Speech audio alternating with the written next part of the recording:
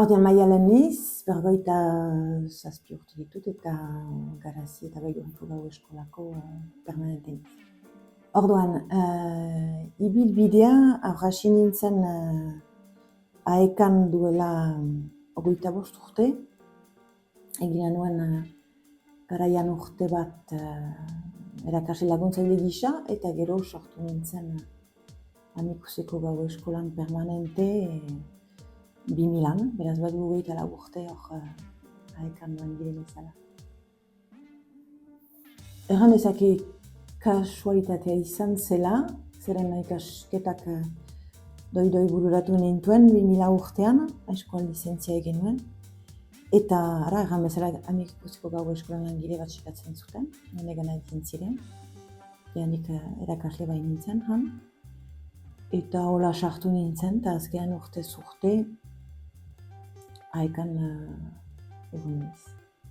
Bai, ordean Garazi eta Baigorriko Gau Eskola, hor hasi nintzalaik ni Garaziko Gau Eskola zen, Garazin baziren janik kurtso batzu eta hor Aekak erabaki zuen hor langile bat emaitea, koordinatzeko pixka bat kurtsoak.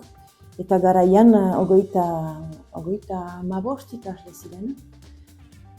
Jaialaieko gelatipi batean ginen, 4 erakaslerekin, eta baginituen ere gelak eskun eskertena. Horra, han egon ginen hainbat urtez da 2008an. Ginen unat, behaz emango egoitzarat, Gau Eskola puntarat, inketaren ondoan, Donibane Garazi den herri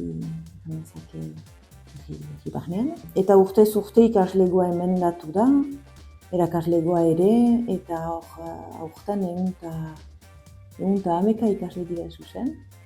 Bena Donibane Garazin hemen Gau Eskolan badira 9 talde, eta gero badira ere talde batzu orain Baigorrin, baita ere aurten berriki Ergarai aldean, Gaztekun berri eta atxo. Erran ezakea ez dituztala lehenik urteak pasatzen ikusi. Ahatik ikusi utana da Aekaren ibilbidea edo gora beherak edo urtez urte, langilegoa anitz emendatu da Aeka mailan, bena horra ikusi ditut garai ezberdinak ere pasatzen eta hainbat korrika ere, hainbat korrika edizio ere pasatzen. Ordean korrika horiek erteko, naiz eta 2 korrika antolatu dituzten, honetako korrika guziak berriak dira, gilulan aldia dela antolatzen dutela korrika.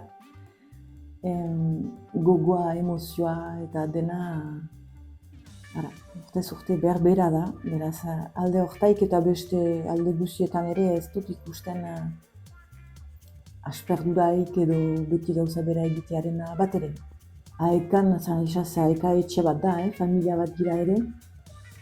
Aeka osoan, ipar eskualerri edo eskualerri. Horrek ere emaiten du halako goxotasun bat, eta denak gira helburu berarekin ari lanean, eta ene buruarekin ikusten dut koherentzia bat, hanezake